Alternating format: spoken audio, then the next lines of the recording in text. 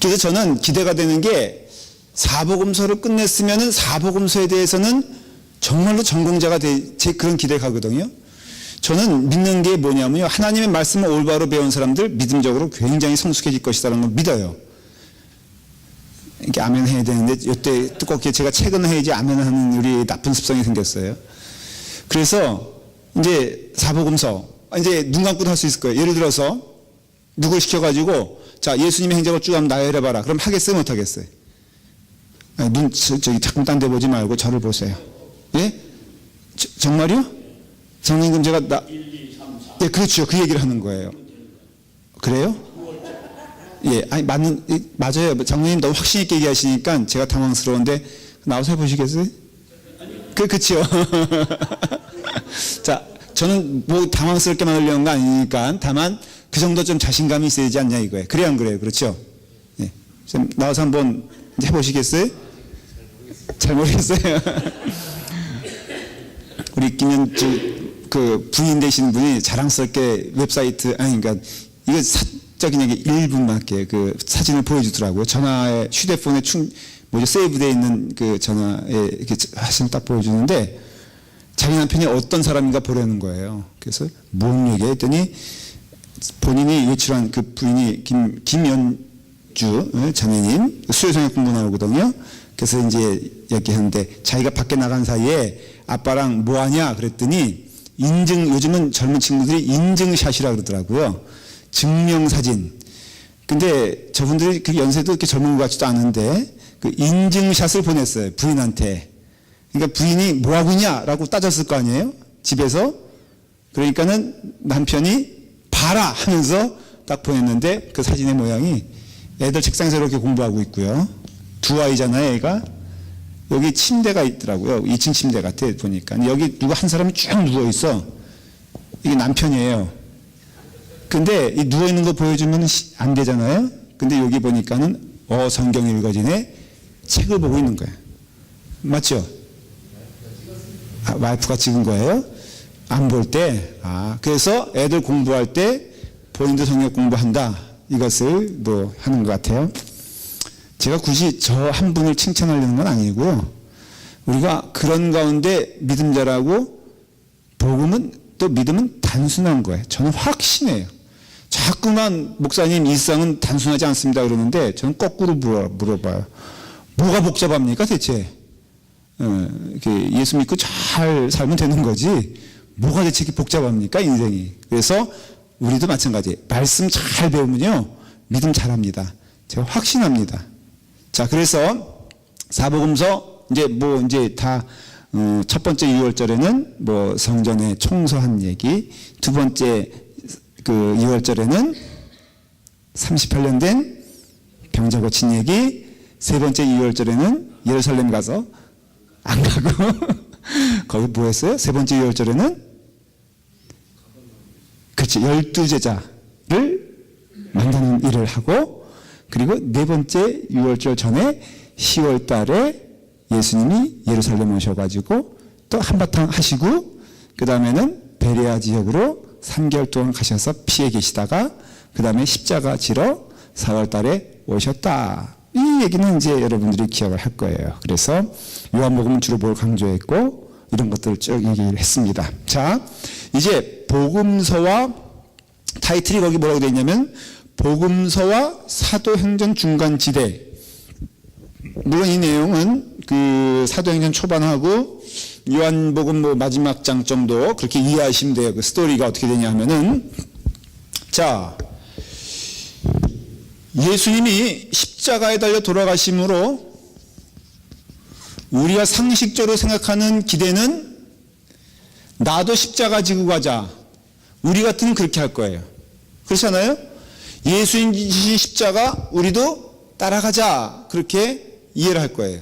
그런데 제자들은 그렇게 반응하지 아니하고 다 도망갔어요. 왜 도망갔을까? 무섭다는 것도 맞지만은 무서운 것보다는 자기가 생각했던 믿음의 모습이 아닌 거예요. 자기가 생각했던 거는 실질적으로 그들이 생각했던 메시아, 다시 말하면 유대인들이 생각했던 메시아상과 연관이 돼 있어요. 그 유대인들이 생각했던 메시아는 뭐냐면은 이 땅에서 있는 동안 우리를 정치적으로나 경제적으로 구원시켜 주실 분. 그 두 가지, 경제적인 것과 정치적인 것이 있어요. 그래서 경제적인 것은 모세가 example이에요. 그러니까 유대인들이 생각하는 그 메시아 그러면은 거기에는 모세가 넘버원인데 모세가 두 가지를 다 이루어졌다고 할 수 있죠. 첫 번째, 정치적으로는 뭘 이루어졌어요? 혹시 뭐 복잡하게 얘기하지 않는 거니까 단순하게 설명해도 돼요. 정치적으로는 뭘 이루어졌을까? 그렇죠. 출애굽. 노예 신분에서 자유인을 만들어줬잖아요. 그 정치적인 거잖아요. 애굽에 우리를 말하면 쉽게 말하면은 자, 일본 시대 때 식민지 때 우리의 구세주다 그러면 어떤 사람이겠어요? 일본의 그 지배에서 벗어난 사람들이 구세주의 역할을 했잖아요. 그러니까 영웅되는 것도 다 어떤 사람들이에요? 그런 사람들이잖아요. 그리고 먹는 거에서 해방시켜주는 사람이 또 구세주가 될 수 있죠.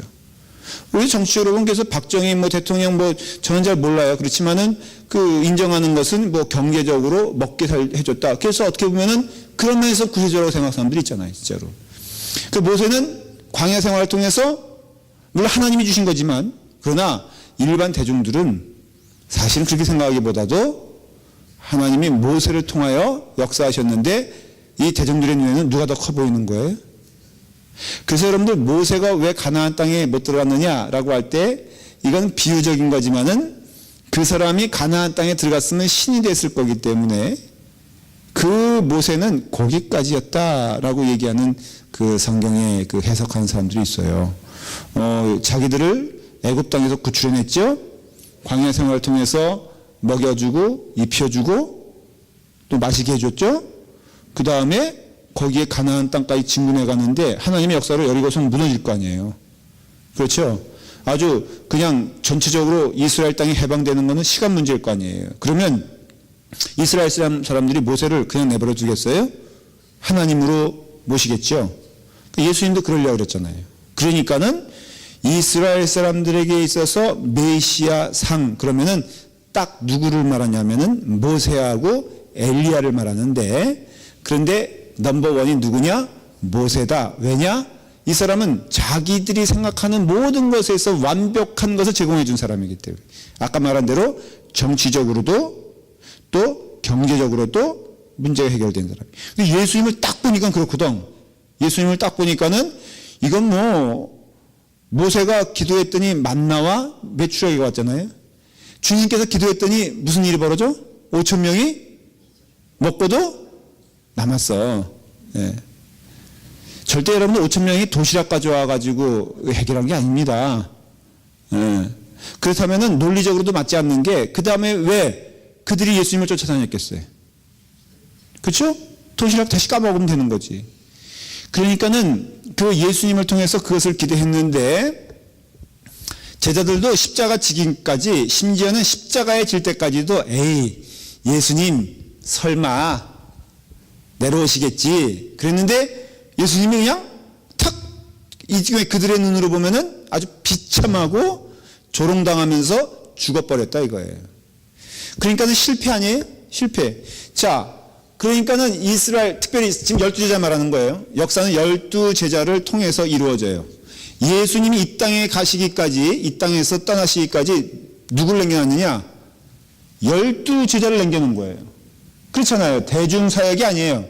그래서 12명, 이제 12명에 대한 얘기예요. 포커스가 되는 게. 사도행전 자체가 12명에 대한 얘기예요. 그 다음에 조금 쫙 좁혀보면은 두 사람에 대한 얘기예요. 누구예요? 베드로와 바울이에요. 자, 근데 어떻게 변하는지 보십시오.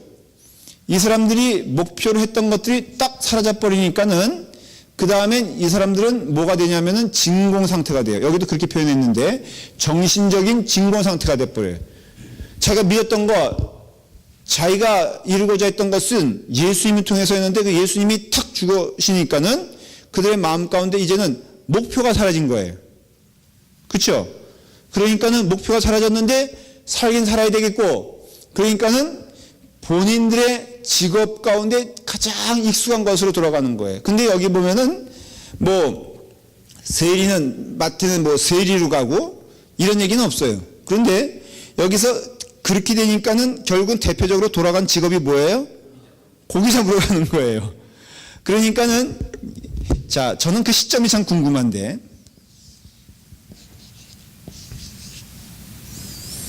예루살렘이잖아요. 여기가 갈릴리고 여기가 이제 가버나움이고, 그런데 이 제자들이 언제 일로 주행랑을 쳤을까? 가면 이렇게 갔을 거예요. 예수님 십자가에 달려 돌아가신 후일까? 아니면은 잡히고 나서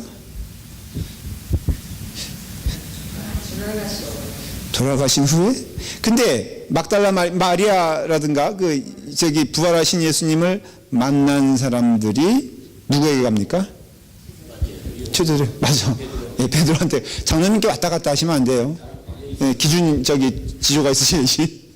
자, 그러니까는 이게 좀 성경의 그 순서가 상당히 좀 이렇게 우리가 생각하기에는 조금 왔다 갔다 할 수 있어요. 이건 성경의 특성이라고 제가 말씀을 드렸죠.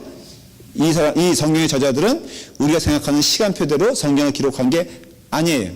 그러나 분명한 것은 십자가에 달려 돌아가시기까지 틀림없이 제자들은 여기 있었을 것이다 라는 건 맞는 얘기예요. 그 후에 갔어요. 부활했다는 소식을 듣고도 갔어요. 왜 갔을까? 안 믿어졌으니까 갔지. 그렇죠? 그러니까 여인들이 본 것은 뭐라고 생각했냐면은 저들이 너무 예수님을 사모한 나머지 그들의 영이 맑아지지, 그러니까 혼탁해지니까는 그렇게 됐을 것이다. 그렇게 생각을 하고, 자, 사명이 잃었죠? 방향성이 잃었죠? 그러니까는 이들이 가야 될 것은 어디예요? 먹고 살아야 되겠다. 그리고 실질적으로 그 제사장들과 율법사들, 바리새인들이 그 다음에는 누굴 찾아 나설까 하는 거는 뻔한 거죠. 예수님을 죽인 다음에는 그 잔당들을 소탕할 거 아니에요. 그래서 이제 이 베드로와 제자들이 일로 가서 고기를 잡는데 참 재밌는 거 보면요. 21장에, 요한복음 21장에 나오죠. 그 베드로는 전문가거든요. 그 고기 잡는 거 전문가예요. 어부의 전문가예요. 그런데 보니까는 21장 3절에 보니까는 베드로가 나는 물고기 잡으러 가노라 하니 그들이 또 우리도 함께 가겠다. 우르르 간 거예요. 그림을 한번 그려보세요 하고 나가서 배에 올랐으나 그날 밤에 아무것도 잡지 못하였더니, 그러니까는 이게 지금 정신이 제정신이 아닌 거예요. 예. 그러니까는 고기잡이의 전문가인 베드로가 고기를 못 잡는다라는 것은 그 마음 가운데 머릿속에는 누가 있는 거예요? 예수님이 있는 거예요. 지금 그 상태를 말하는 것이, 몸으로는 고기를 잡고 있는데 머릿속은 예수님의 생각으로 가득 차 있을 때, 그 베드로가 참 그래도 그 마음 가운데 예수님에 대한 그 마음을 표현하는 것이, 여기 보면요, 그 7절에 보면 아주 재미있는 장면이 나와요. 예수께서 사랑하시는 그 제자가 베드로에게 이르되 주님이시라. 여기서 사랑하시는 그 제자는 누굴 말하는 줄 알죠? 이제 요한을 말하는 거예요. 요한이 베드로에게 이르되 주님이시라 하니 시몬 베드로가 벗고 있다가 주님이라 하는 말을 듣고 겉옷을 두른 후에, 이 시간적으로 어느 때입니까? 이때가 낮에, 아니 계절적으로, 제가 말을 잘못, 시간적으로 하면 말이 안 되지. 계절적으로 이렇게 봄, 여름, 가을, 겨울 다 나오세요. 이렇게, 그러니까는 생각 없이 예수를 믿으니 어떡하겠어? 자, 많이 고민할 거 없어요. 예수님 돌아가신 때가 언제야? 그리고 예수님 나타나신 때가 언제야? 5월 말에 그 즉시 나타나셨잖아요. 부활한 다음에 나타나셨잖아요. 그러니까는 계산적으로 뻔하죠. 4월 달이겠지. 뭘 이렇게, 내가 이렇게 책망조로 나가면 안 돼. 요즘 내가 배운 게 있어가지고 그 책망하면 안 돼. 4월이에요, 4월. 그게 춥겠어, 덥겠어? 조금 추웠겠죠. 한국의 날씨보다 더 춥지 않고 어떻게 하셨어요? 작년에 갔다 오셨어요? 근데 왜 제가 자꾸만 자랑할 때 모른 척 하셨어요? 예, 저도 갔다 왔어요. 예, 갔다 오신 분이 있어요? 없으면 장로님하고 저하고만 얘기하는 거예요. 이 LA 날씨가 똑같아요. 그러니까 지금도 낮에는 이제는 80도예요. 이번 주는 쭉 80도 유지해 무지무지 더운 거죠. 그러니까는 이렇게 옷을 벗고 있었다는 것이 이해가 돼요. 자, 그런 가운데 이제 겉옷을 입고 이를 이제 취한 거죠. 그 다음에 바다로 뛰어내리더라. 아마 상황적으로 그 갈릴리 호수가 조금 이제 크게 그릴게요. 갈릴리 호수가 이런 모양으로 되어 있어요. 이런 모양으로 되어 있고, 여기가 요단강이에요. 그 다음에 저기가 헐몬산이에요. 그래서 헐몬의 이슬이라고 했잖아요. 그러니까 모든 갈릴리에 흘러오는 물은 어디서 오는 줄 아세요? 헐몬산에서 오는 거예요. 여기서 눈 녹은 물이 내려오는 거예요. 이렇게 내려와서 이렇게 돼서 이 골짜기예요. 그래서 광풍이 분다는 것은 어딜 말하는 거냐면은 이 지역에서 부는 광풍을 말하는 거예요. 그래서 골짜기가 있어가 형성돼 가지고 그 온도 차이가 날 때 급격하게 온도가 낮은 곳에서 저기 높은 곳으로 가나요? 하여간 그래서 여기서 급격하게 내려오는 바람이 여기를 광풍의 도가니를 만드는 거예요. 그래서 여기 풍랑이 있는 거예요. 근데 여기 가버나움이고요. 여기 보면은 팔복교회라고 있어요. 예수님의 팔복 있잖아요. 바로 옆에 여기 바로 요 장면, 요한복음 21장이 기록된 장소가 바로 어디냐면은 요 부분이에요. 요 부분. 그 자갈이 지금도 있어요. 그런데 이렇게 보면요, 이 배가 지금 여기서 고기를 잡다가 안 된 거예요. 그리고 돌아오는 중간에 한 요 정도 이 정도 왔겠죠. 이게 그러니까는 그 베드로가 예수님을 보자마자 어떻게 했어요? 바다로? 그러니까 이 사람 대책 없는 사람이에요. 보면은 그래서 예수님께서 베드로를 이렇게 가르치셨지만 참 사랑했던 것이 베드로가 주는 마음이 어떻게 보면 신자의 마음이에요. 그냥 예수님만 보는 거야. 예수님만 보면은 딴 것은 상관이 있어 없어? 없어요. 그래서 아주 베드로가 그런 마음으로 예수님을 사랑했던 것을 볼 수가 있어요.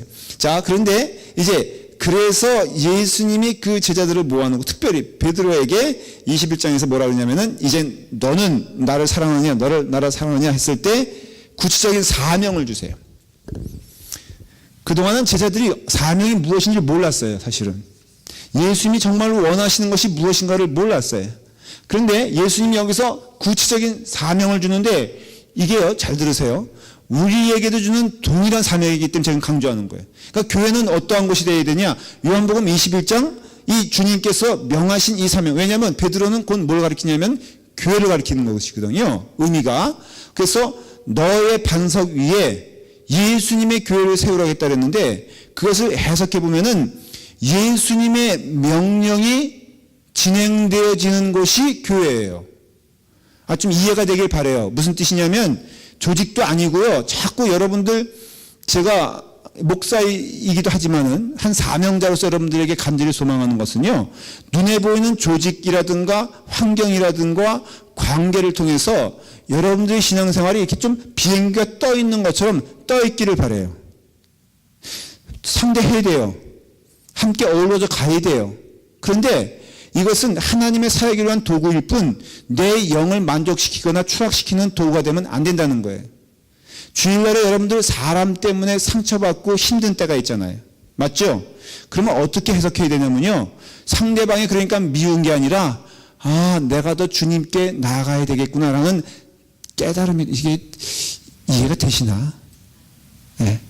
목사도 마찬가지예요. 목사도 그래서 결국은 이게 불교적인 용어를 써서 미안한데요, 도 닦아야 돼. 이해가 돼요? 그래서 도 닦는 게 가장 그때 하는 게 면벽이라고 그러잖아요. 면벽이 뭔지 아세요? 벽을 보고 묵상에 들어가는 거예요. 근데 목회도요, 사실 여러분들 보고 목회하면 안 돼요. 여러분들은 하나의 사역의 대상이에요, 대상. 거기에 만족도, 거기에 섭섭함도, 거기에 속상함도 있으면 인간이기 때문에 그것을 넘을 수는 없어요. 이해도 돼요. 그렇지만 원칙으로 말하면은 여기에 휩쓸리면 안 돼. 교회가 그런 곳이 아니에요. 아시겠어요? 근데 그건 저만 해당되는 게 아니라 여러분들도 해당돼. 어디 2013년도에는 한번 그거 약속할까요? 나는 세상에 휩쓸리지 아니하고 교회 본질적인 것에 접근하겠다. 약속했어요? 아멘 했어요? 그럼 내가 무슨 얘기 하려는지 알죠 이제? 네. 절대로요 딴 거 보면 안 돼. 자, 그러면 제가 서론을 좀 얘기했지만, 그러면 주님께서 명하신 그 명령은 뭐냐? 교회 방향은 뭐냐? 한마디로 말하면 내 양을 치라, 먹이라 똑같아요. 자, 보십시오. 여기서는 베드로에게 있어서 베드로에게는 내 양을 치라는 것은 너는 넉넉히 먹었다 안 먹었다? 먹었다는 뜻이죠. 자, 나는 너에게 더 이상 줄 것이 있다 없다? 없다. 왜 그런 줄 아세요? 예수님을 줬거든. 그 성찬을 받은 사람들은요 어떤 고백을 하냐면은 내게 만족 주시는 이 찬송도 그런 게 있잖아요. 이는 누구다? 예수 그리스도라고 그러잖아요. 예수 그리스도. 그 말의 뜻은 내게 있어서 만족과 양분과 모든 것의 알파의 오메가 되시는 분은 예수 그리스도이기 때문에 원칙적으로 말하면 예수 그리스도 안에 거하는 자들은 불만족이 있을 수가 없어요. 논리적으로. 예수 그리스도를 믿는 자들에게는요 섭섭함이 있을 수가 없어요. 그래서 우리는 자꾸 이렇게 부정적인 것이거나 교회 안 되는 것이라든가 아니면 이렇게 자꾸 교회 안에서 온전히 주님을 쫓아가지 못하는 사람들 보고 흔들리면 안 되고요. 가만히 누구 봐야 되냐면 정말 주님을 쫓아가는 사람들은 봐야 돼. 목회자 가운데서도요 자꾸 여러 종류의 사람들 보지 말고 정말 참 길을 가신 분들을 좀 봐야 돼요. 저도 그런 사람이 되길 원하는데 여러분들 교회 안에서도 이렇게 정말 주님을 쫓아간다 하는 사람들 보면은 그 특징이 뭐냐면요. 열심히 그런 거 다 빼놓고요. 특징이 뭐냐면은 흔들림이 없어. 갈 때 보면. 연초와 연말이 조금 힘들어도 이렇게 끝까지 가는 거예요. 그러니까 성경 공부도 저는요, 거창하게 목사님, 내가 올해는 정말 열심히 해보겠습니다. 이런 사람은요, 아유, 몇 개월이구나.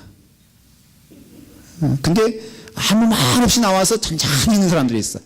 우리 금요일에 나오시는 분들 있잖아. 이렇게. 예. 그러면 그 사람들은요, 끝까지 가잖아요. 지금 내 양을 먹이라 치라 하는 것은요, 내게 만족 주시는 예수 그리스도 안에서 우리에겐 사명이, 그래서 이게 전도가 나오는 거예요. 왜? 전도란 뜻이 뭐냐면은 나는 내게 줄 것 없지만은 예수님께 가면 넌 살아. 내가 어줍지 않게 너에게 인생에 가이드할 것이 없지만은 너가 예수님만 믿으면은 너 인생 펴. 그러니 내가 믿는 그 예수님 내가 너에게 소개해. 내가 간절히 소망하는데 예수님께 나와봐.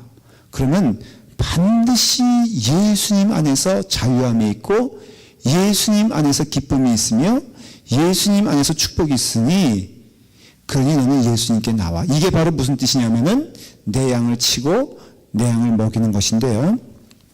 이것은 베드로에게 그러니까 육신적으로 베드로만에게 명령하신 게 아니에요, 사실은.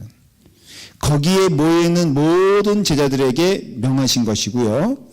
이것은 예수님 오시는 그날까지 교회에게 주어진 사명이 바로 무엇이냐? 예수 그리스도 만나 예수 그리스도 영접하여 참 기쁨과 은혜를 체험하길 원하오니 당신 예수 그리스도 앞에 서게 되었을 때 삽니다.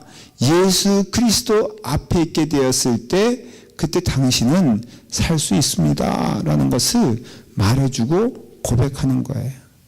그렇기 때문에 우리가 이게 이제 결국 사도행전을 지배하는 내용이 되는 거예요. 결국 목표가 생겼어요. 자, 목표는 뭐예요?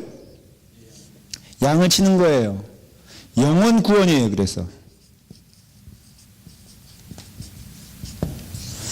교회는요 뭐가 되냐면 영혼 구원의 장이 돼야 돼요.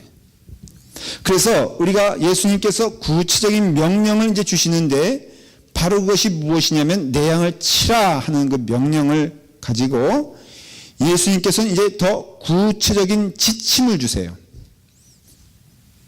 내 양을 치는데 능력이 있어야 칠 거 아니에요. 그렇죠? 먹이려면은 젖이 있어야지 먹일 거 아니에요.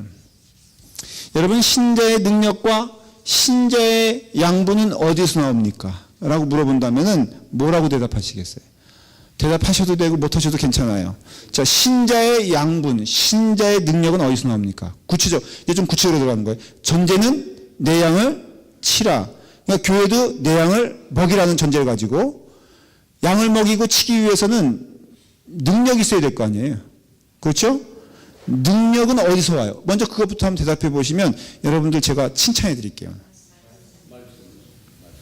말씀에서 나온다.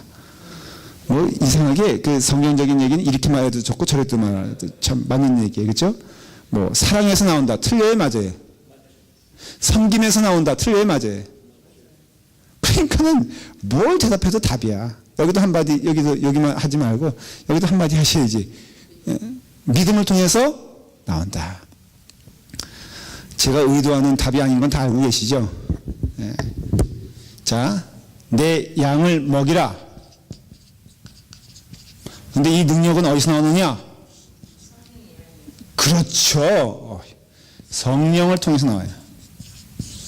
그래서 사도행전 보면은 성령의 인도하심에 따라 모든 역사가 이루어져요. 예를 들어 하나 말할까요? 사도 바울이 아시아로 가기를 원했는데 아시아로 못 갑니다. 그리고 어디로 갑니까? 유럽으로 가게 됩니다. 성경 상식 한번 물어볼게요. 이거 대답하시면 아주 우등생입니다. 사도 바울이 몇 차 여행 때 그 계시를 받습니다? 지금 그 알고 대답하신 거예요? 아니면 한번 찍어보는 거예요? 근데 맞았어.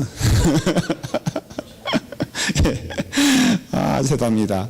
1차 여행에서의 가장 큰 포인트는 바나바하고 싸운 거예요. 1차 여행에선 에베소에서 약간 그 사역에 있어서 그 마가, 그 바나바의 생질, 그 조카죠. 그 친구가 도망갔잖아요. 그래가지고는 아주 바나바와의 관계가 악화된 게 1차 여행이고요.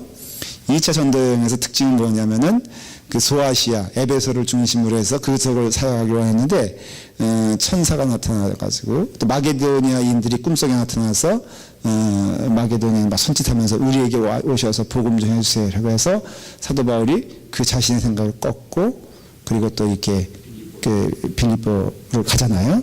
그래서 빌립보에서 어떻게 되죠? 감옥에 갇히잖아요. 그래서 2차 여행에서는 바울과 실라가 한 팀이 되고, 그 다음에 바나바와 마가가 한 팀이 돼요. 근데 바나바는 그 순교를 해요. 2차 여행에서. 디모데 후서에 나와요. 그 내용들이. 그래서 3차 여행에서는 예루살렘에 가서 그 도움을 그러니까 그 구제를 청해가지고 그런 이야기가 3차 여행에 나오죠. 자, 그런데 그 아시아로 가기를 원하는 바울이 유럽으로 갈 수밖에 없었던 이유는 딱 하나예요.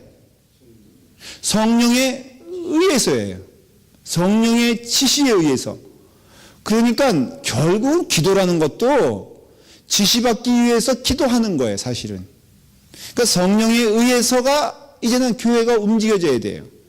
그러니까 예수님 말씀을 하면 내 뜻대로 마옵시고 아버지의 뜻대로 이루어 주시옵소서라는 그 기도 내용이 우리에게 된다면 우리는 성령님에 의해서 움직여지는 교회.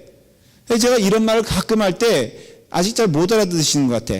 나도 하나님이 원하시는 그 자리에 있을 테니 여러분들도 목사님이 어딜 가시나 그거 관심 있게 보지 말고 여러분들도 하나님이 기뻐하시는 그 길에 간다면은 반드시 그게 성령의 역사라면 저와 여러분들은 한 곳을 지향하고 갈 것입니다. 라고 말을 할 때 그거는 여러분들의 내 뜻에 순종하시어 내가 여러분들의 뜻을 살펴보겠습니다. 이게 아니라 성령님에 의해서 우리가 기도하는 가운데 한 마음이 될 때 그게 한 마음이지 우리가 서로 사귀어봐서 한 마음 되십시다. 우리가 서로 알아봐서 한 마음 되겠습니다. 이게 아니라 부단히 성령님이 원하시는 길에 의해서 움직여지는 그런 교회가 되어야 되는데 그 성령님이 하시는 일은 딱 한 포커스를 맞이하고 있는데 바로 무엇이냐?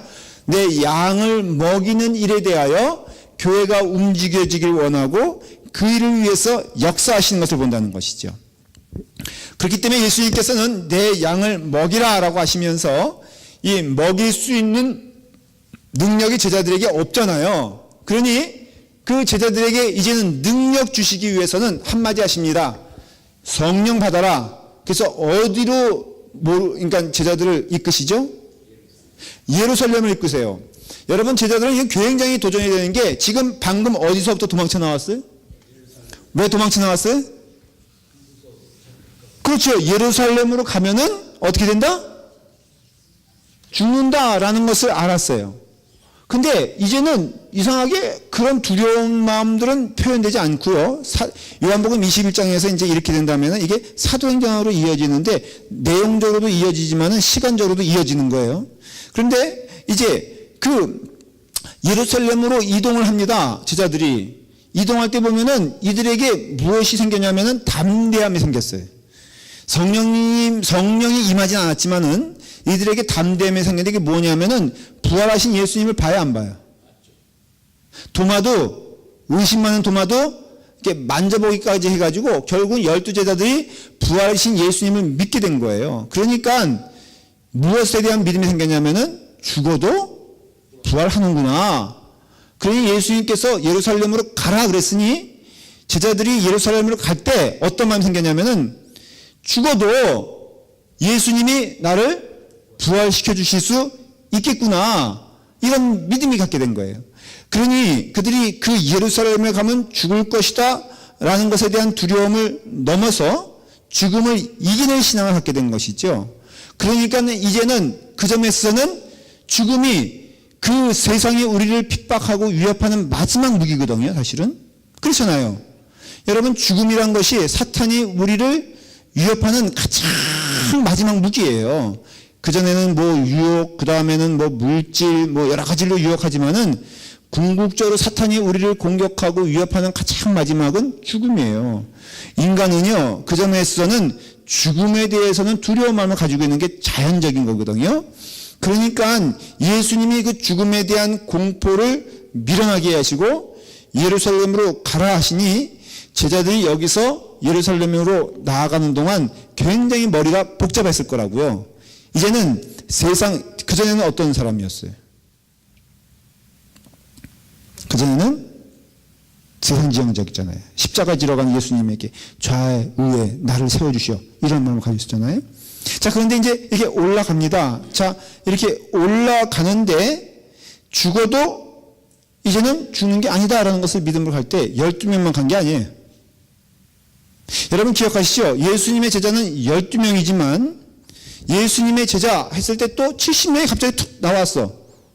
어디로 갔습니까? 베레아로 갔잖아요.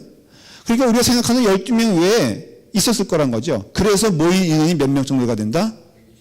120명의 성도가 모인 거예요.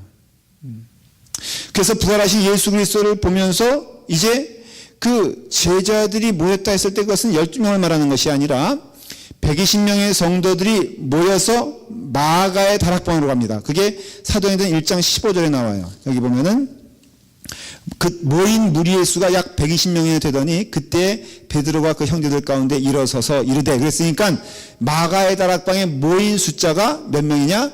120명이었다라는 것을 알 수가 있습니다. 자, 그런 가운데 이제 40일 후가 됐어요. 예수님은 그때까지 같이 있었다 안 계셨다? 같이 계셨다가 이제 승천하셨어요. 자, 예수님 승천하신 게 좋은 것 같아요? 계속 계신 게 좋은 것 같아요? 자, 이런 거예요. 예수님이 계시다 그러면요, 예수님이 문 열고 들어오는 분이 아니에요. 이제 어딜 열고 들어와요? 그냥 벽으로 쑥 오시는 거야. 그러면 제자들의 마음 가운데는요, 늘 예수님 있는 게 좋잖아요. 그러니까는 언제 예수님 오시나 하고선 뭐만 보고 있겠어? 벽만 보고 있을 거라고요. 우리 상상력을 동원하는 거예요. 여기서도 그 얘기 하잖아요. 언제 또 나타나시려나. 그때 예수님이 스르르 나타나기만 기다린다면 그거 참 한심한 일이었을 것이다. 이게 저자들이 이렇게 썼는데, 그러니까는 이게 예수님이 계속 계시면 어정쩡한 거예요.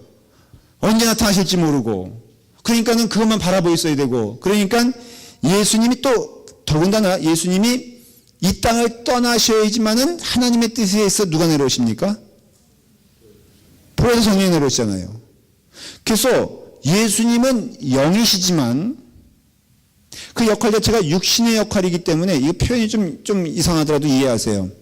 스르르 문을 열고 들어오시지만은 손오공의 머리가 확 부렸을 때 뭐 몇십만 마리가 툭툭 튀어나오는 것처럼 그렇게 된다 안 된다? 돼요? 나도 처음 들어봐 그 얘기는. 예수님 영으로 나타나셔도 한 케이스만 갈릴리 나타나실 때 예루살렘에 나타나셨어요?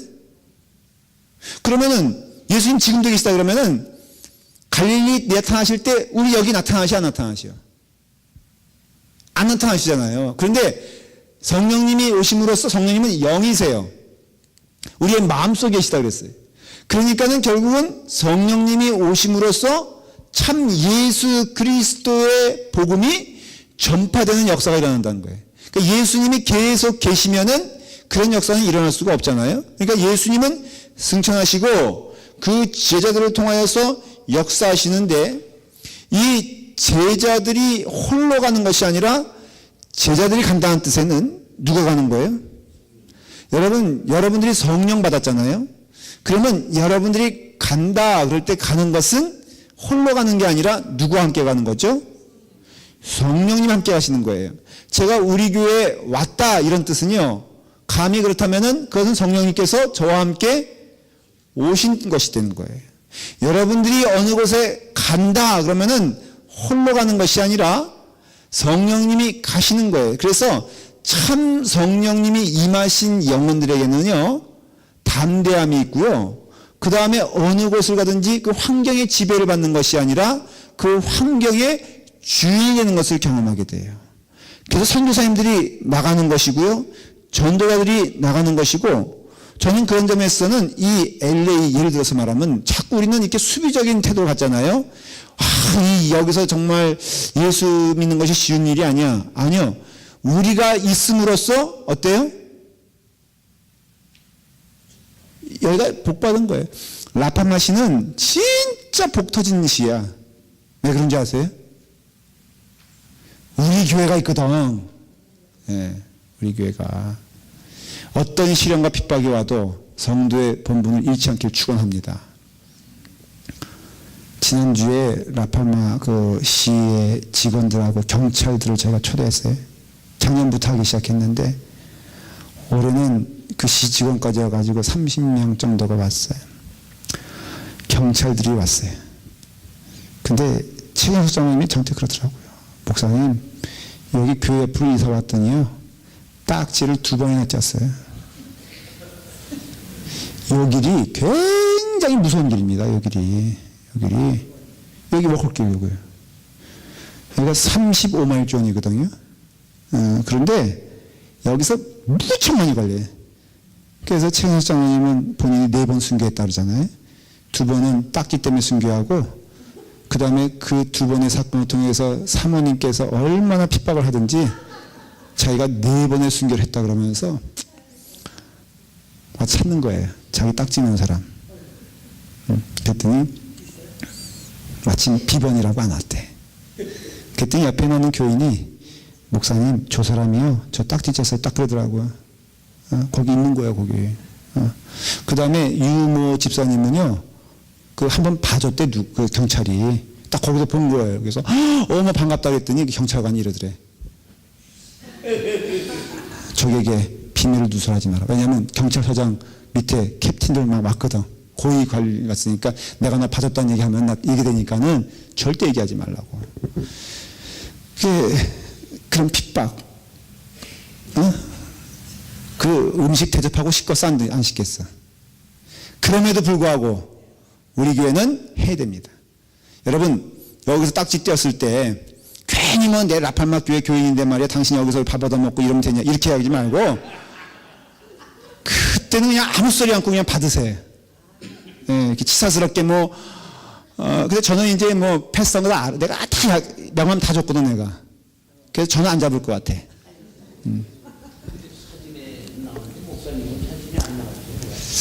숨었지 제가. 그때는 신문 사진에 나왔어요? 다행이네. 예. 자, 그게 중요한 게 아니고, 그래서 하여간에 이런 핍박을 당해도요, 라팔마시는 우리로 인해서 기쁘다. 왜? 성령님이 여기 계시니까. 이런 걸 얘기하려는 거예요. 그래서 우리가 전도하러 간다거나 하나님의 일을 할 때에는 아주 분명한 것이 무엇이냐면은, 성령님께서 우리와 함께 계시구나 라는 것을 증거하고 있다, 증거하고 있지 않다. 증거하고 있다는 거예요. 이 제자들이 이것이 성령이 임하기 전에는요, 깨닫지 못해요. 자, 사도행전 1장 6절에 보면요, 조금 이상한 말이 나와요. 한번 다 같이 읽어볼까요? 자, 사도행전 1장 6절 시작. 그들이 모였을 때 예수께 여쭈어 이르되 주께서 이스라엘 나라를 회복하심이 이때니까 하니, 이게 이상한 얘기라는 거예요. 이게 무슨 뜻이냐면은, 자, 이제 또 설명을 드릴게요. 갈릴리에서 순순히 이 제자들이 예수님을 쫓아온 거예요. 부활하신 예수님을 어디로 옵니까? 예루살렘으로 쫓아왔어요. 예수님이 베드로에게 뭘 먹이라 그랬죠? 양을 먹이라. 그리고 예수님이 베드로에게 명하신 것이 뭐예요? 이제는 교회가 형성이 된다라는 얘기를 하잖아요. 그러니까 예수님이 승천하신 후에 그 일들을 지정하신 거예요. 교회를 세워서 교회 공동체를 만들어서 성령님의 인도하심에 따라 내 양을 먹이라는 게 육적인 것을 먹이라는 뜻이에요? 영적인 것을 먹이라는 뜻이에요? 영혼을 구하라는 뜻이거든요. 자, 이 정도면 알아들어야 돼, 안 알아들어야 돼? 알아들어야 되는데, 지금 사도행전 1장 6절 여러분들이 읽은 내용이 뭐냐면요, 이때가 바로 뭐라 그랬죠? 6절에 보니까 이스라엘의 나라를 회복시킴이 이때니까, 이게 무슨 뜻이냐? 제자들이 십자가에 지러가는 예수님을 쫓아가면서 쿠당탕탕 하면서 난리쳤던 게 뭐냐면은, 예수님이 이제 예루살렘에 가시면은 어떤 일이 벌어지느냐? 로마 다 없어지고 예수님께서 왕이 되신다. 그러면 거기에는 정치적으로 일꾼들이 필요하니까 내가 거기에 외무장관, 내무장관, 국무총리 하겠다는 뜻이거든요. 근데 그 꿈이 딱 사라졌어, 안 사라졌어? 사라져서 갈릴리 갔는데 떡하니 예수님이 부활하신 모습으로 나타났는데 예수님께서 뭐라 그러세요? 그건 이제 끝났고 예루살렘으로 가자 그랬어요. 그러니까 예수님도 같이가 안 가. 같이 가는 형국이에요. 그러니까 제자들의 마음 가운데 어떤 마음이 생겼냐면은 이 양을 먹 이런 얘기 다 잊어먹고 이번엔 진짜다. 십자가 지러 가신 예수님은 육신의 예수님이고 지금 예루살렘 가자고 하시는 예수님은 부활의 하나님이신데, 아니 부활하신 예수님이 못하실 게 무엇이 있는가? 그러니 우리가 꿈꿨던 것은 부활하신 다음에 이루어질 일이었구나 라고 희망을 가졌어, 안 가졌어? 희망을 갖고 가면서 또 물어본 거예요. 예수님, 이번엔 진짜입니까? 뭐가 진짜야? 이제는 이스라엘 나라의 주권이, 그 얘기예요. 이스라엘 나라가 회복되니 로마의 압제에서 벗어나니 지금 이때입니까? 예수님 정말로 신이 납니다. 아주 기쁩니다. 자, 그러니까 7절에 예수님께서 퉁명스럽게 말씀하세요. 아주, 그러니까 부활하신 예수님도 성격이 있어요. 7절 한번 읽어볼까요? 이르시되 때와 시기는 아버지께서 자기의 권한에 두셨으니 너희가 알 바 아니요. 이 말의 뜻은 뭐예요? 니들이 지금 정신이 있냐 없냐? 교회란 곳이 정치적으로 로마에서 해방되기 위한 도구가 되느냐? 저는 그런 의미에서요, 이게 딴 길로 가지 않는 얘기가 되길 바라는데, 교회가 독립운동하는 것이 아닌 것이에요. 이게 말이 좀 이상하지만 이해가 되죠. 교회가 나라 올바로 잡겠다고 기강 잡는 것도 아니에요. 교회가 사람들의 소셜 마인드를 만족시켜주고자 모인 것도 아니에요. 저는 우리 교회 와서 그건 하나 제가 노력을 했어요. 예배 시간을 예배 시간답게 하자. 여기에 사람의 모습이 들어가지 말고 오직 하나님께 예배 드리는 일만 하자 하는 얘기를 했어요. 왜 그러냐면은 교회는요, 이 세상에 있어서 정치적으로 구원을 주기 위해서 그거는요 하나님의 손길이 없는 것이냐? 그렇진 않아요. 그렇지만 여기 말씀하신 대로 그대로예요. 그것은 하나님의 권한에 두셨으니 여기 있잖아요. 너희가 알 바 아니라 이거예요. 교회 안에서 지금 한국에서 엉뚱한 일 벌인 게 뭔지 아세요? 대통령 누구 뽑겠다고 이런 교만을 떨었어요. 어떤 목사님들이 교회가 뭉치면은 여기 대통령 우리나라 대통령 좌지우지한다. 근데 그 사람들 생각에는 교인이 뭐 1000만이라니까 여러분 그런 걸로 1000만이 하나가 될 수 있다고 생각하세요? 예? 그러니까 그렇게 생각하는 게 뭐냐면 이 제자들의 생각과 똑같은 거예요. 지금 이때입니까 예수님의 부활의 능력의 본때를 이스라엘 나라를 회복시키는 데 사용할 것입니까? 그러길 바랍니다라고 했을 때 예수님은 그럴 수 있어요 없어요? 그럴 수 있어요. 예수님의 능력은요 여러분 이 LAC 복음화 시키겠다고 예를 들어 우리 마음 가운데 모든 영혼들이 다 하나님만 찬양하고 법적으로도 뭐 기독교인이 되면은 우대하고 이런 법들이 만들어지기를 원한다 했을 때 하나님이 하시고자 하면 하겠어 못하겠어? 근데 안 하시는 이유를 우리는 깨달아야 하는 것이에요. 그게 뜻이 아니기 때문에 너희가 알 바 아니요. 정치는요 기독교인이 그러니까 대통령 예를 들어서 대통령은 기독교인만 되어야 합니까? 아니면은 정치를 잘하는 사람이 대통령이 되어야 됩니까? 혼동하면 안 되거든요 이게. 그런데 우리는 그런 혼동할 때가 많이 있잖아요. 이거에 대한 경고예요. 그래서 너희가 알 바 아니요. 교회도 마찬가지예요. 교회도 본질적인 것에 사모함이 있어야지 주변머리에 사모함이 있으면 큰일 납니다. 이게 늘 우리가 강조하는 거잖아요. 그래서 교회 안에서는요 오직 한 일이 벌어져야 되는데 그것은 8절이에요. 그 다음에 나오는 게 뭐냐? 오직 성령이 너희에게 임하시면 너희가 권능을 받고 예루살렘과 온 유다와 사마리아와 땅끝까지 이르러 내 증인이 되리라. 이것은 딱 두 가지 말만 기억하시면 돼요. 교회라는 것은요 첫째 뭘 받아야 돼요? 성령 받아야 돼요. 그 다음에 뭐가 되어야 해요? 증인이 되어야 돼요. 결국은 뭐에 대한 증인이에요? 증인, 본 게 있어야지. 자, 증인이라 그러면 여러분들 증인이에요? 아니에요? 증인이죠. 자, 물어볼게요. 증인인데 뭘 봤어요, 대체? 아니, 이게 고민하면 안 되는데. 봤어요? 확실해요? 예, 성경에 써있고. 여러분들은 뭘 보셨어요?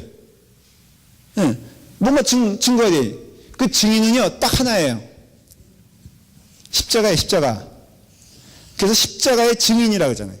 사도행전에 보면 딱 이거예요. 성령 받고 그 성령에 의해서 증인되라. 그것은 십자가예요. 그 다음에 나오는 게 십자가의 사랑, 십자가의 사명, 십자가의 선포 나오잖아요. 그런데 무조건 요거예요. 성령 받는 게 교회가 돼야 돼. 그 여러분들은 성령 받는 작업을 해야 되는데 그 성령은 두 가지예요. 기도와 말씀을 통해서 받아요. 그래서 여러분들이 기도하는 자가 되어야 돼. 그리고 두 번째는 뭐가 돼야 돼요? 말씀 공부를 해야 돼요.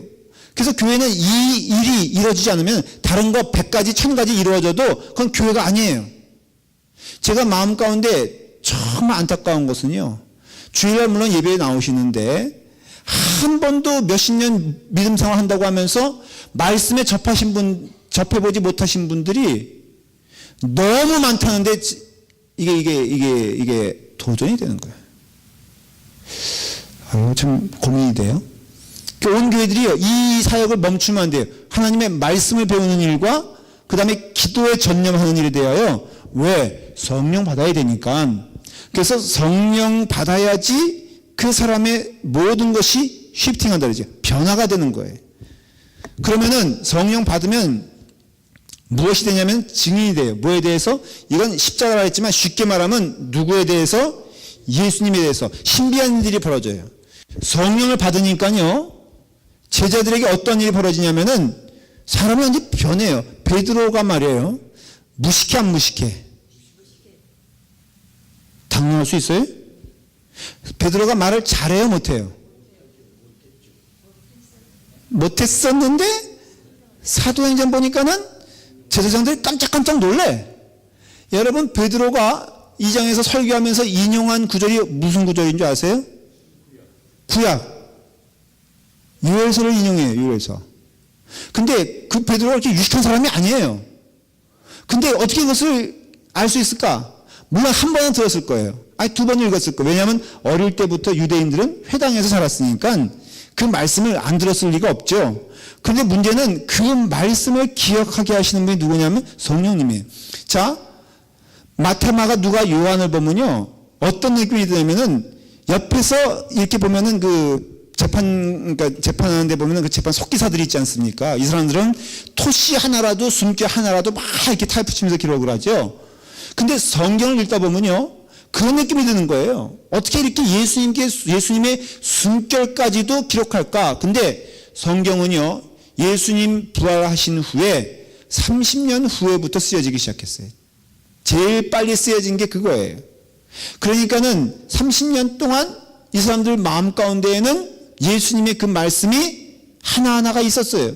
예수님께서 예언하셨어요. 너희가 성령 받으면 내가 하는 모든 말들에 대해서 너희가 깨닫게 될 것이다 그랬어요. 여기서 단지 암기하거나 기억만 나는 게 아니라 놀라운 것은 그 무식한 제자들이 그 예수님이 하신 말씀을 해석하기 시작하겠다는 거예요. 비유 설교할 때마다 늘 하는 얘기가 뭐예요? 뭔 말인지 못 알아들은 거예요. 근데 그 성경을 기록한 사복음서의 저자들은 그 말씀을 이해했을까, 못 이해했을까? 이해했거든요? 근데 그 현장에서는 이해했을까, 못 이해했을까? 못 이해했죠? 이게 무슨 역사냐? 아, 나중에 깨닫게 되나 보다. 아니에요.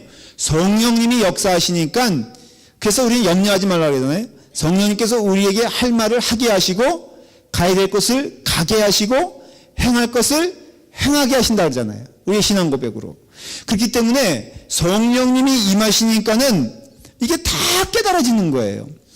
그 예수님께 대하여 내가 우편에 좌편에 쓰게 되길 원합니다라고 요한복음에 기록되어 있는데 그 말을 한 사람이 누구예요? 요한이에요. 근데 그 자신의 말을 기록하면서 요한이 그걸 모르고 썼겠어요? 바보가 아닌데 그걸 왜 썼느냐? 깨달은 거예요.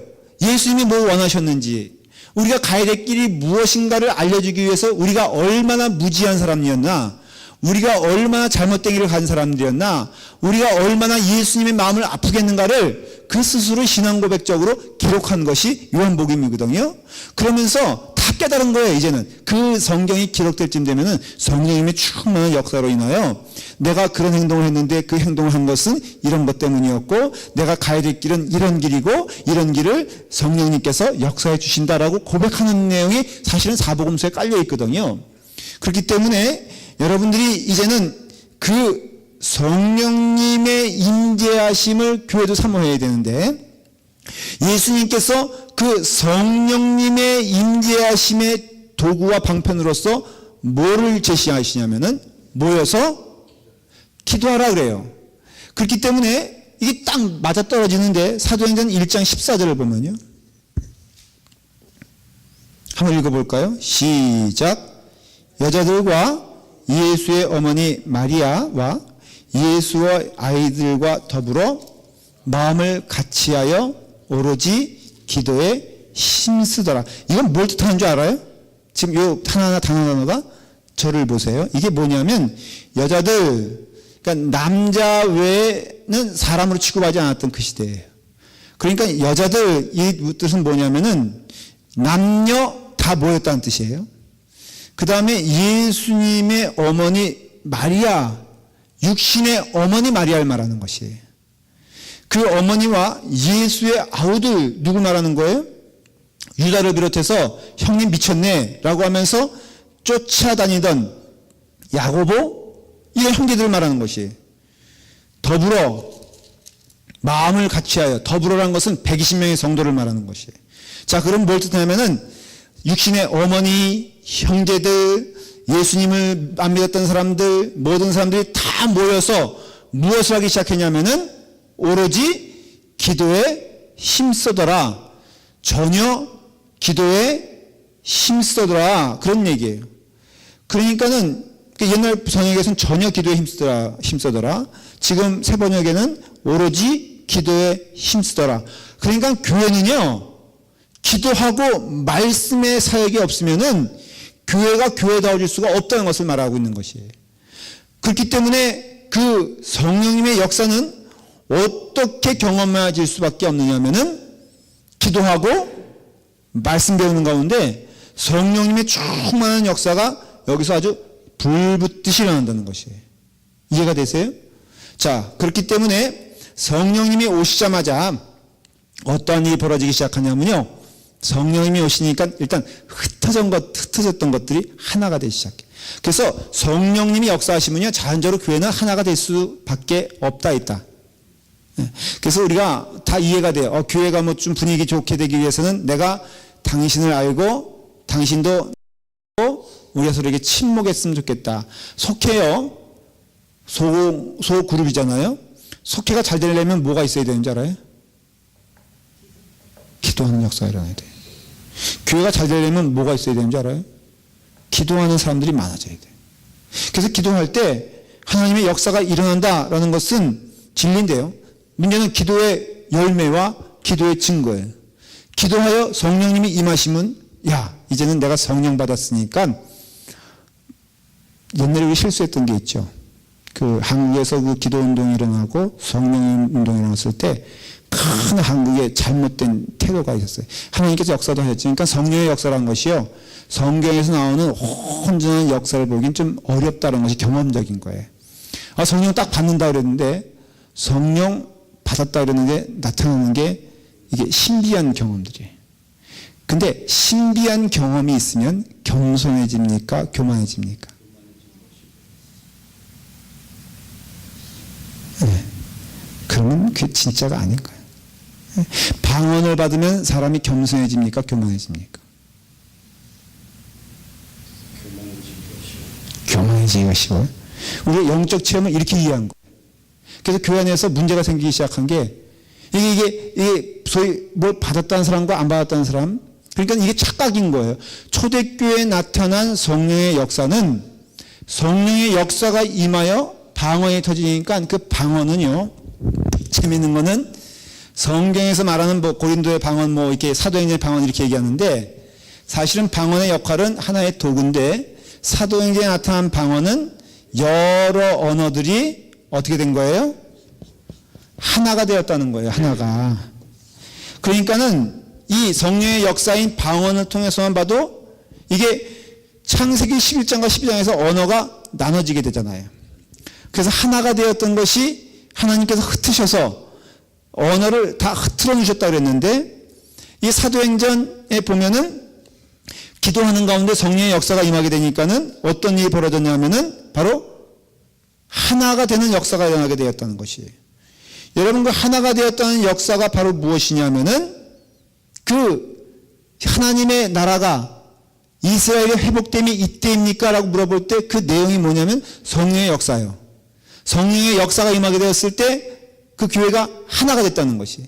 그러니까 언어적으로 하나가 됐다는 것은 상징적인 의미에서 우리의 영혼이 다 한 마음이 됐고 하나가 되니까 그 다음에는 나온 현상들이 있죠. 하나가 되어서 뭐 한다고 했죠? 그 사도행전의 그 초대교 모습들이 우리 한참 인용하는 게 모든 것을 다 팔아 서로 공용한다 그랬잖아요. 이게 하나의 스피릿이거든요. 그러니까 아나니아와 삽비라, 우리가 우스갯소리 말하지만 참 억울하다. 여러분, 그 정도 믿음 우리 아팔마교회 오면요, 장로대요? 제가 여러분, 그 당시엔 제일 꼴찌가 뭐냐면 집 팔아서 절반 빼먹는 게 꼴찌였어. 나머지 사람들 어떻게 했어요? 그러면 아나니아 삽비라는 좋겠다 이름 나와서 이름 안 난 수많은 영혼들은 어떻게 했어요? 전에 갖다 바쳤어. 그죠? 내가 그때 기도할 때 아나니아 삽비라도 좋으니까 저희 교회에 그냥 아나니아만 보내주세요. 삽비라도 말고. 그러니까 이게 이런 역사가 일어난다면요, 우리도 질문해야죠. 성령 받았다 그러면서 분란이 되고요, 은혜 받았다 그러면서 분란이 일어나면은 이거는 사실은 말이 안 되는 거다라는 것을 알 수 있어요. 성령의 역사가 일어나게 되면요, 하나가 되는 역사가 일어나는 것이에요. 오늘도 여러분들 정말 은혜 받으면요, 이렇게 하나하나가 다 어때요? 그래서 여러분 나타나는 현상, 누가 예를 들어서 과도한 칭찬을 받았다.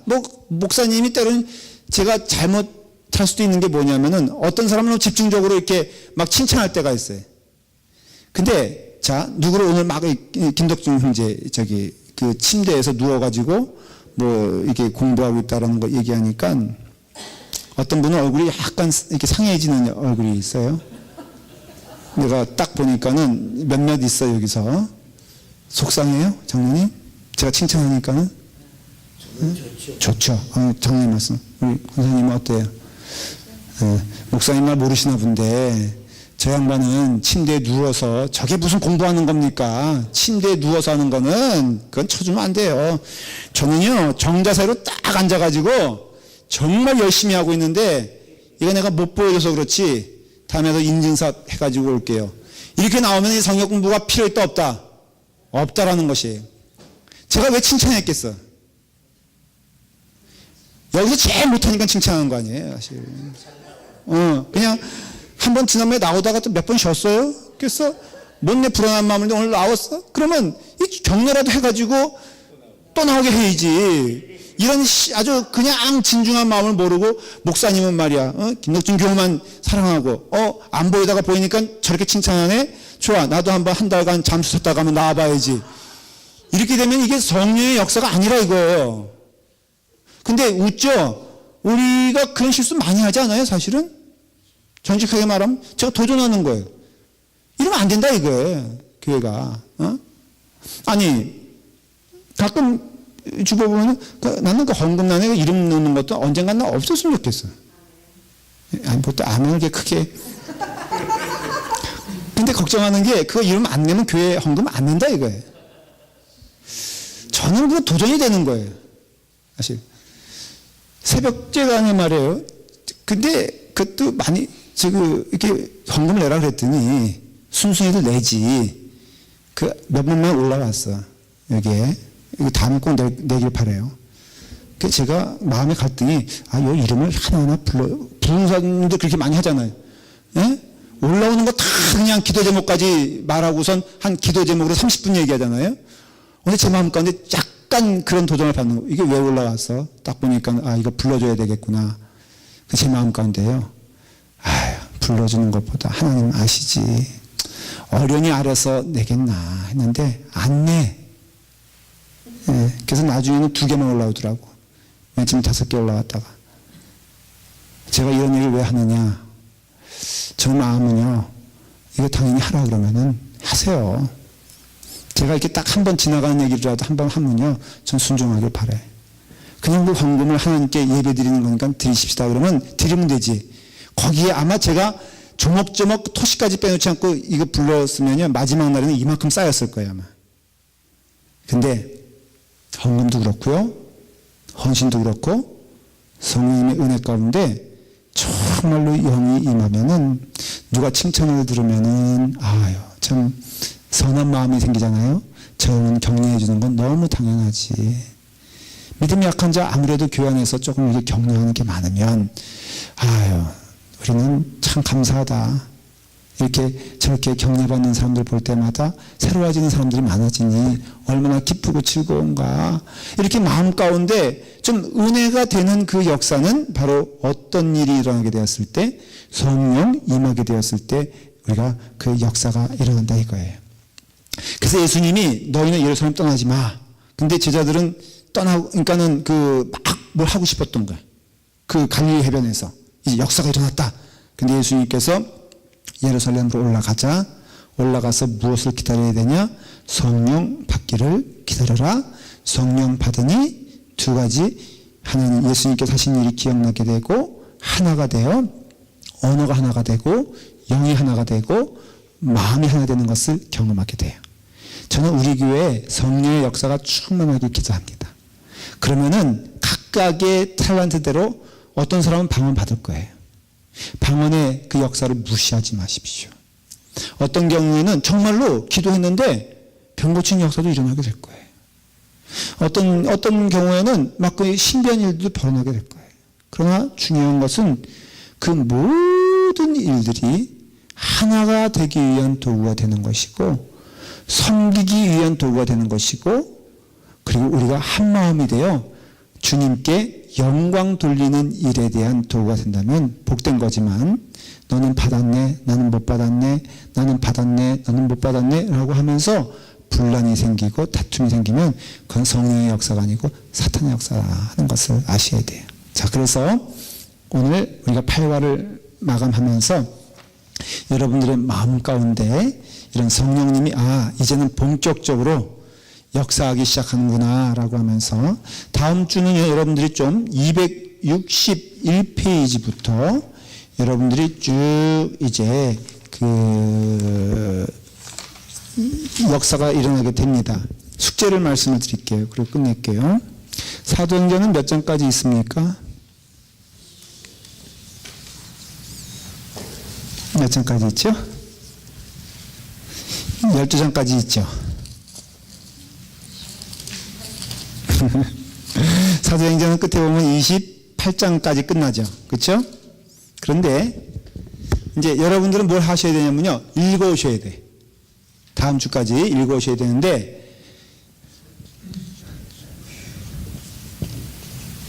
자, 이렇게 읽는 되는 거예요. 1장부터 12장. 그러니까 사도행전을 보면요, 일단은 사도행전은 그 말 자체가 사도예요. 그렇죠? 행은 행한다 그런 뜻이니까, 이 이야기는 누구의 이야기라는 걸 알 수 있어요? 사도들의 이야기예요. 그건 엄밀하게 말하면 맞아요. 그런데 도마가 어디로 갔는지 기록이 돼 있어요, 없어요? 도마는 역사적으로 실질적으로 인도까지 갔어요. 그건 밝혀진 일이에요. 그러니까는 각각의 사도들이 또 야고보는 어디 있었을까? 예루살렘을 떠나지 않았어요. 예루살렘에 있었어요. 요한은 어디 있었을까? 반모섬에 있죠. 근데 이런 이야기들이 사도행전에는 디테일하게 그려지지 않아요. 그래서 사도행전이지만 엄밀하게 따지면은 두 사람을 놓고 얘기하는 거예요.